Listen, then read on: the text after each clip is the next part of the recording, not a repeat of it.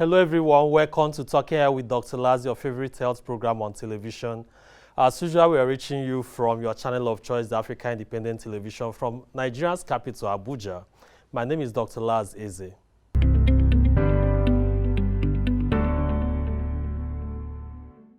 Yes, as usual, today we've come with another very good topic, and a topic you'll be very much interested in. We'll be talking about the eyes. Yes, it's a very important organ of the body and is something that we should all cherish. And of course, if you have loss of sight, you can only imagine what it's like. I'm sure it's something no one wants to experience.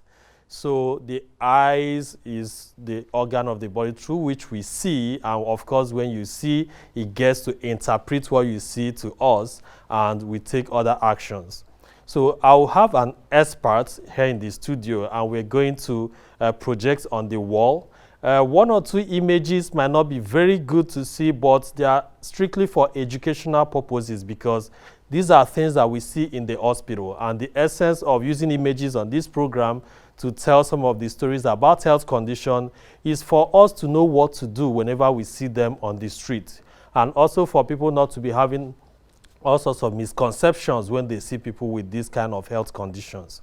So I'll have a consultant ophthalmologist, and ophthalmology is a specialist that takes care of all forms of eye diseases, and she'll be here in the studio. We'll start from the normal before we move to the abnormal. So she came very prepared, have something she used to describe what the normal eyes looks like, so that it will enable you, our viewer, to be able to understand when we start describing the abnormal ones.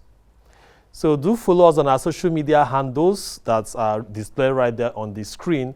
And of course, you can always get to watch us on our YouTube channel, Talk Health Nigeria TV, as many times as you like, including the previous episodes of the program, as well as the ones you are going to be holding in the future. So do make sure you subscribe to the YouTube channel and make comments and ask questions on our social media handles. We'll surely get back to you on them. So let's take a break, and we'll be right back shortly. Do stay with us, please.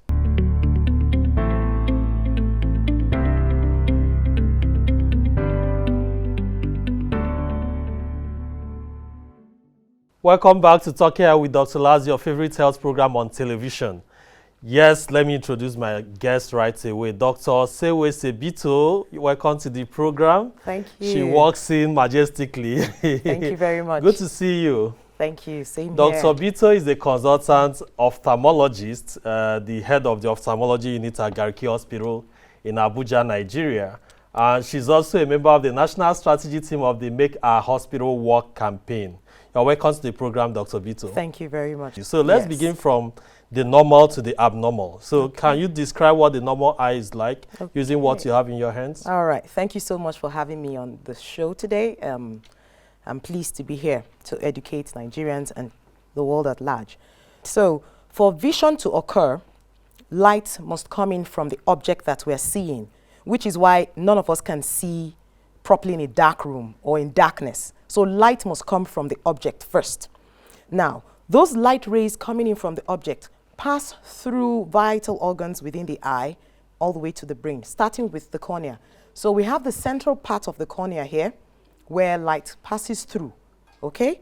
Then goes through the center of the pupil, which is an aperture within the iris tissue. So that small opening? Yes, it's an opening which light passes through, called the pupil, and then it now goes through the lens, which is now behind the iris tissue. The iris is the dark part? Yes, the iris is this brownish part, that's particularly in black individuals.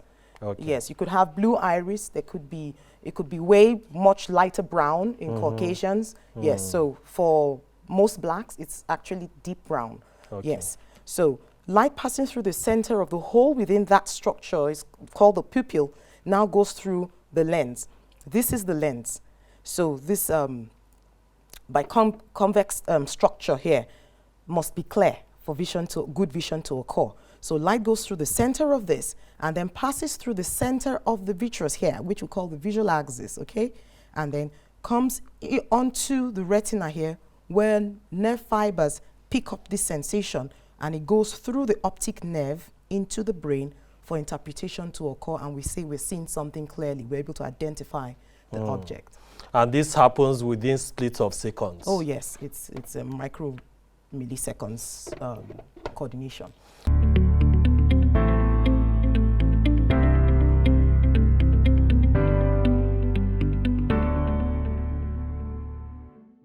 Okay, thank you very much. I'm sure you are still there with us. Dr. Bitto just explained what the normal eyes looks like, the structure, and of course some part of the functions. So we are now going to look at the common eye diseases, what could happen if there's any abnormality that happens to any of these eye structures.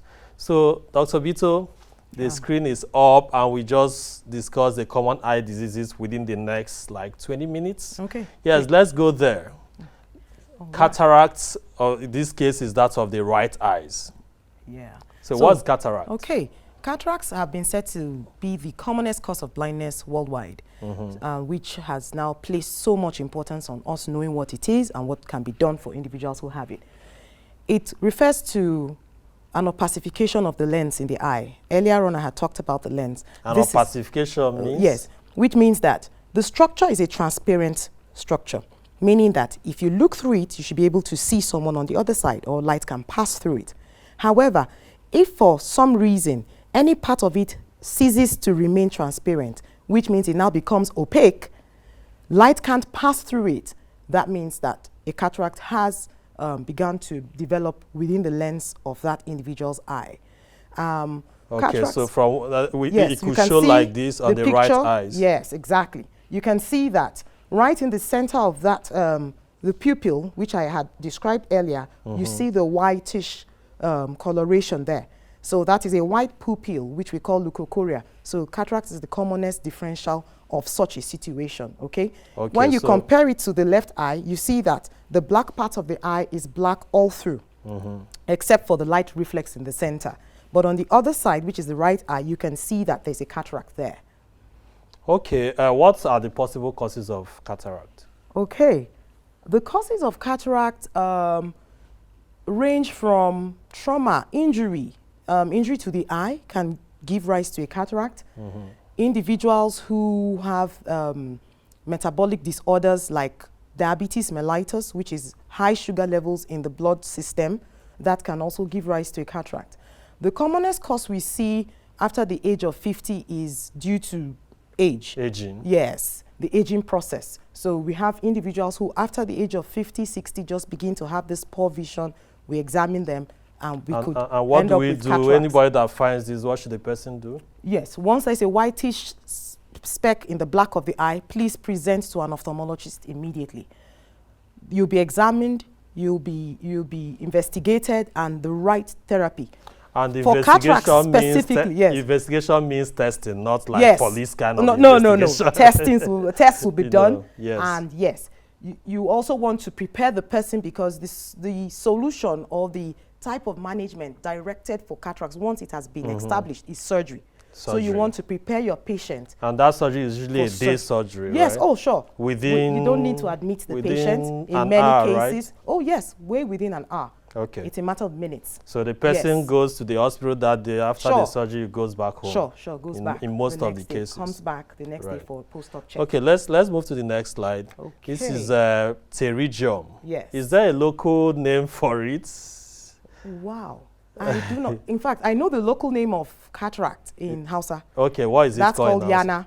Okay. Yeah, because I practice in Abuja, so yes, I see a lot of patients who would come in and tell me for cataract, yes. So, but for pterygium, no, I don't know.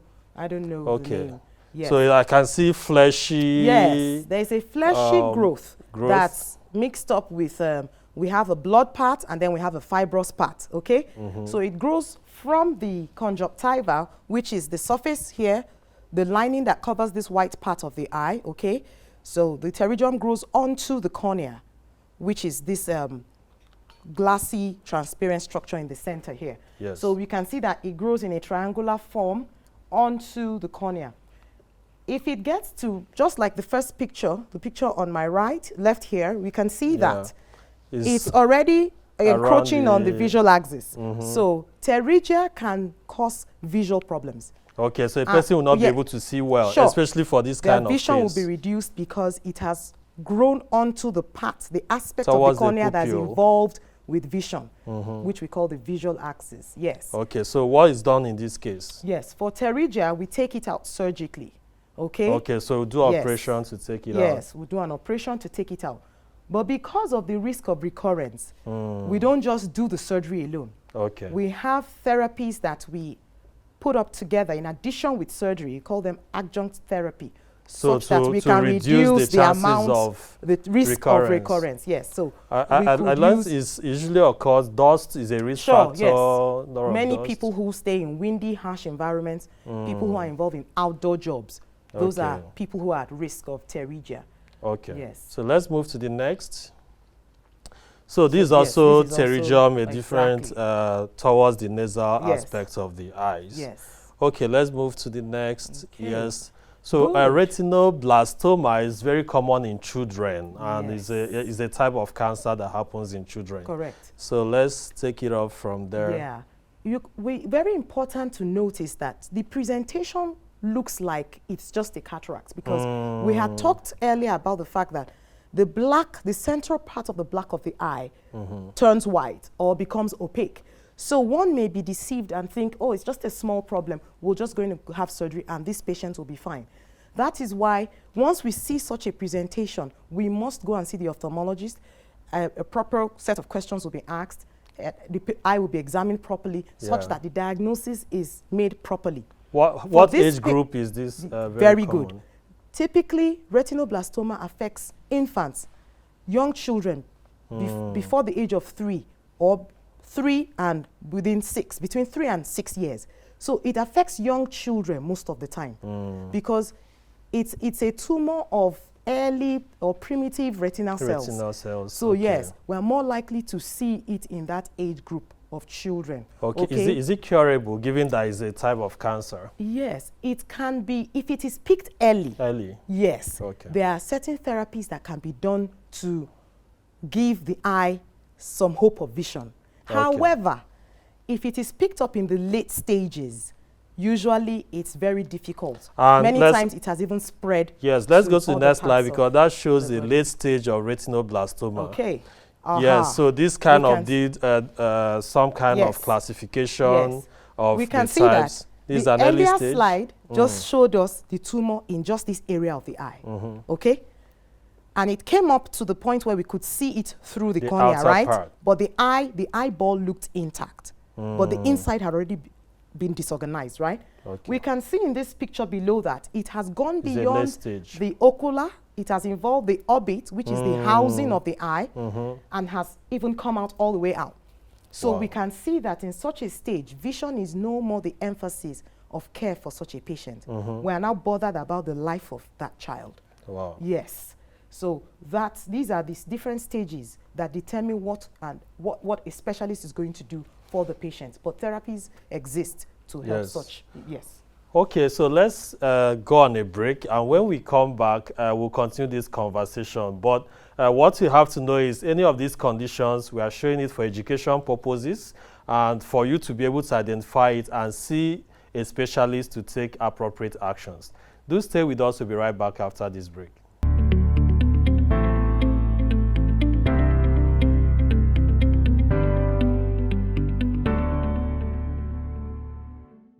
Welcome back to Talking Health with Dr. Laz, your favorite health program on television.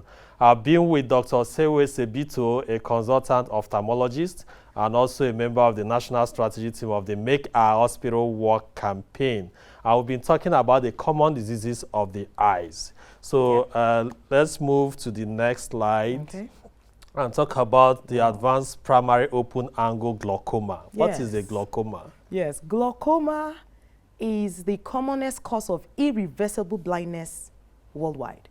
Now that's irreversible blindness means blindness we cannot do anything about once it has set in. So it's a very important point. Secondly, glaucoma doesn't have a cure. So for these two reasons, I'm going to just highlight important things about the disease. What is it? Glaucoma is a disease of the eye whose target is the optic nerve. That is, you see this little jot out here, this goes right all the way into the brain. Now, very important structure. The job of this structure, which is called the optic nerve, is for us to see. The optic nerve does nothing else. Okay. Just make sure that we're so able to see. So it communicates from what we see to the brain. From the retina, which have come from the outside object, and takes it to the brain.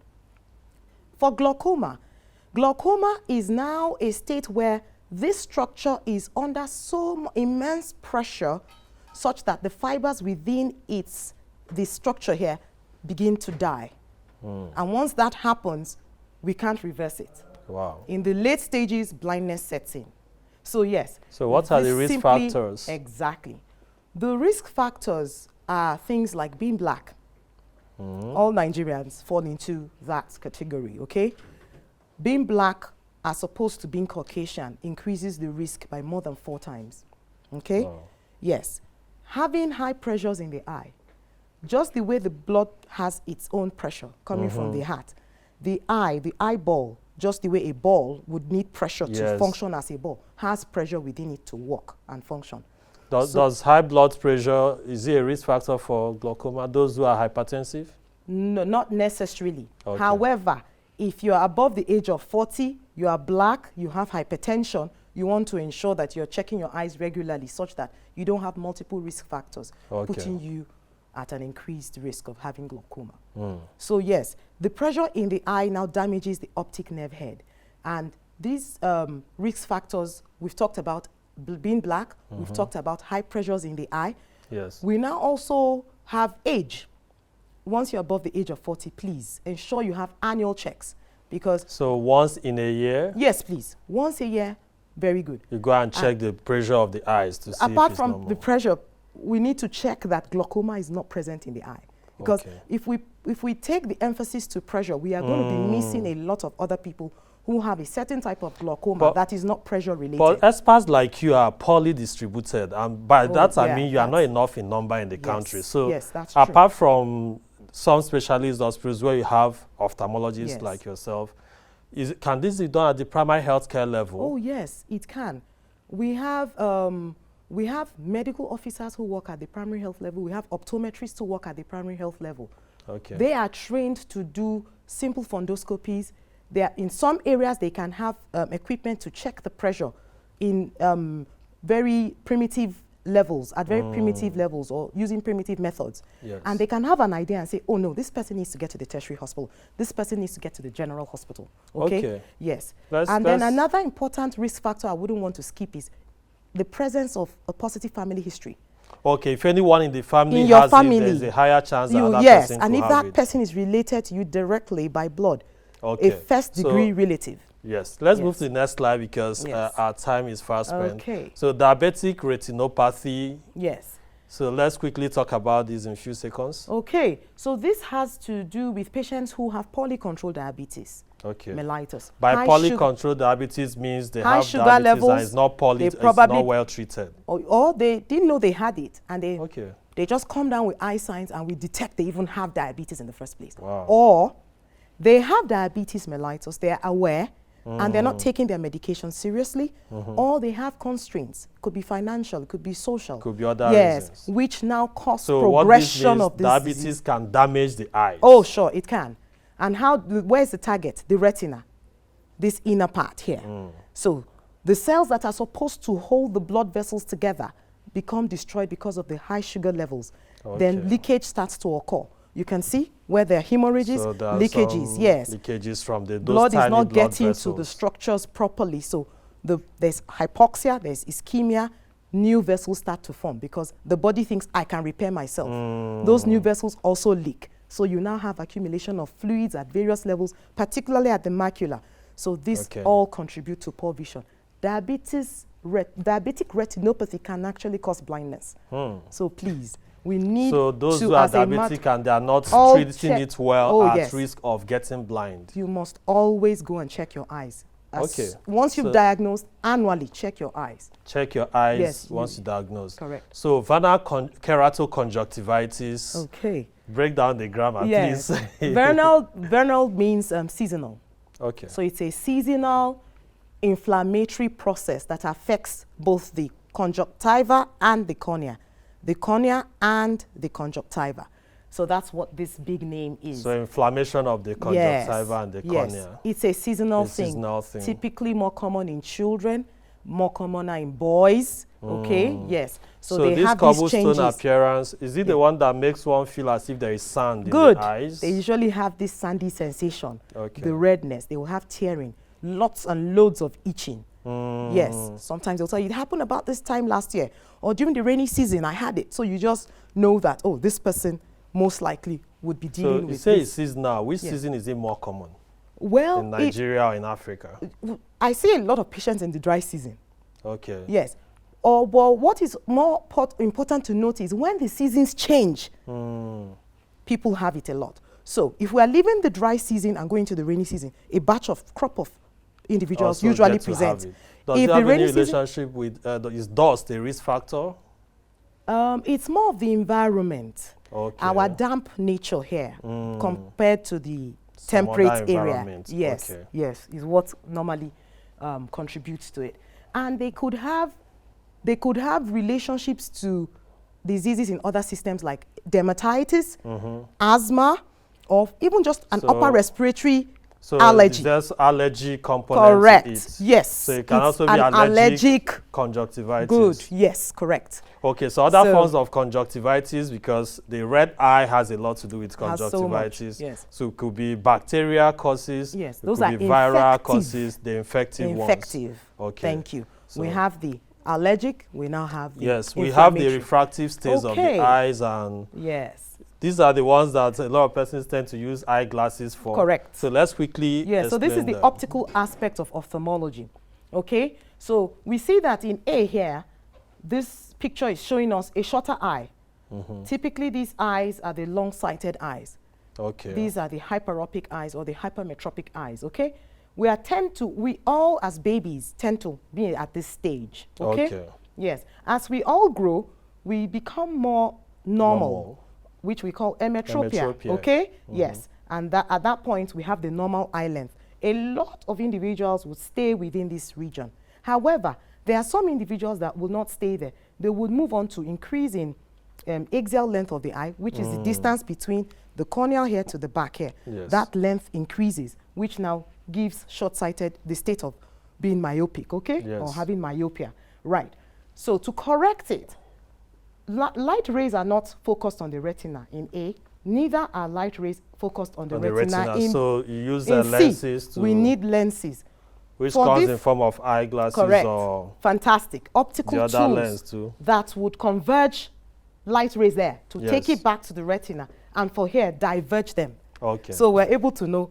I'm sure my viewers can tell me what kind of lenses would now. Exactly. Yeah, so yes. The contact lens, is it also used in things like this? Oh, yes. We can use contact lenses to correct refractive errors. However, so we need to be sure we require it. We require because it. It can cause complications. Let's move to the next, because there's a special care for contact lens. Yes. So, presbyopia. Yes. It looks similar to the other image of short-sightedness. Oh, sure, yes. For individuals who are 40 and above, majority of the population at that stage would tend to lose their ability to accommodate. An accommodation occurs between the lens and the sensory ligaments to enable all of us to do work at the reading distance. Okay. And so once that sets in, it becomes harder. Age is a risk factor. Aging is a risk factor. Fantastic, you got it. So for presbyopia, we expect to see them 40 and above. Is that the reason why when people are getting older, they start needing glasses? Yes. To be able to read things that yes. Or you would see people in your office space say that, it's when I take it further away. Before I can read their near point is receding because they are losing their power of accommodation. Does it cause paleness of the eyes when it's starting? Yes, because if you are laboring your accommodative effort, which you do not have, or which is reducing, you're going to have aches. Okay, yes. so you need to come see us, really and we give us. And I think we have one or two more slides. Okay, let's go. So this should be the last slide. Okay. Yeah, this is the last slide. Okay. So this slide is just essentially to say that the red eye has so many things that can cause it. You know, we got this from very well on the internet, and it listed 18. This is not even exhaustive. Not exhaustive. Drugs are not here. Oh, yes. You know, some of the drugs that could cause this. Yes. So we won't go into details of this, but just for you to know that there are so many things that can cause a red eye. Sure. So if someone sees a red eye, we talked about conjunctivitis. Please, you know, very important, don't just use breast milk from your neighbor who is breastfeeding. Don't use your urine, your early morning urine. Don't use onion water. Don't use People battery. use all those Oh things. yes, I see patients who do use all these things in the eye. Wow. They are told by their neighbors or their family members that, oh yeah, I used it, it worked. No, please, don't use traditional eye medication. You have a red eye, see the specialist. Come see us. Should I just use any eye drop? Because many times No. people just go to Very a chemist dangerous. store to just buy an eye drop and most start of using. these individuals get what we call steroids at these chemists or dispensers, and you are having an infective process. Yes. An infective process, adding to it the use of steroids, we're going to worsen that eye. That eye is headed for blindness. Okay, so the please, message majorly is if you have see red a specialist. if you have red eyes or any problem in your eyes, please go to a hospital. And it's not every doctor that is a specialist when it comes. I'm not a specialist when it comes to eyes, but I'll be able to make some diagnosis and refer you to the likes of Dr. Bitto. Thank you really very much, Dr. Bitto, for being with us to speak about this. Thank you. And to you, our viewer, really thank you for joining us on the program. And we wish we could continue, but of course, we have to work within the time that is permissible. Same station, same time next week, we're still going to bring you another very exciting episode of Talking Health with Dr. Laz. Do stay with us on this station now and every time. So follow us on our social media handles if you are yet to do so, and feel free to ask questions on any additional information you need. My name is still Dr. Laz Eze. I'll see you same time next week. Bye for now.